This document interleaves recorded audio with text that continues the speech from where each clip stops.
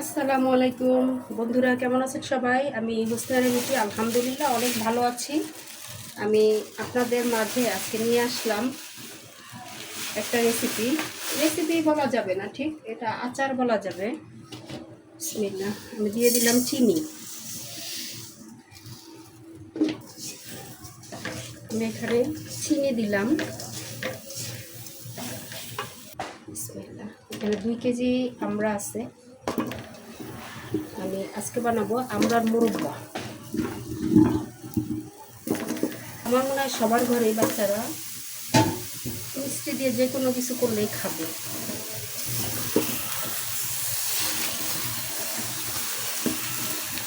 পানি দেওয়া যাবে না, চিনি থেকে যে পানিটা উঠবে ওই পানিতেই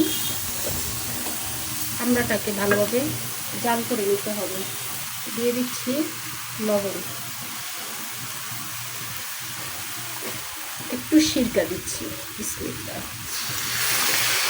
এখন মৃদু আছে, আস্তে আস্তে আস্তে আস্তে করে রান্না করে নেব। একদম কমিয়ে দিবি। চিনিটা যখন গলে যাবে আমি ঢাকনা দিয়ে দিচ্ছি। অনেকক্ষণ পর পর এসে একটু একটু করে নেড়ে দিব। অনেকক্ষণ পর পর এভাবে এসে এসে একটু একটু নাড়া দিতে হবে। এখানে কিছু চিনি লেগে আছে।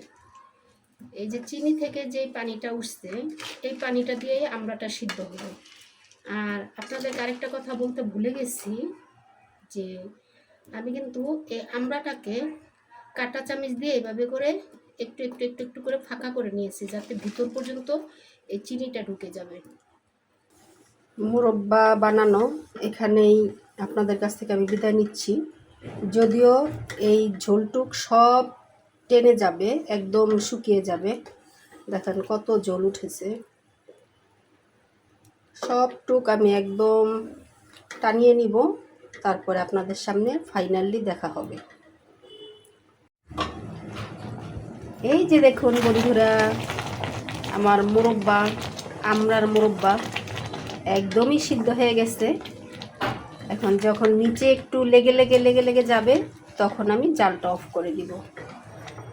আলহামদুলিল্লাহ, আমড়ার মুরব্বা এখন এটা বেশ কিছুদিন রাখা যাবে। আর এটার মধ্যে কিন্তু একটু পানি নেই, যতটুকু আছে সব চিনি। আর চিনিটা দেখেন আঠা আঠা হয়ে গেছে।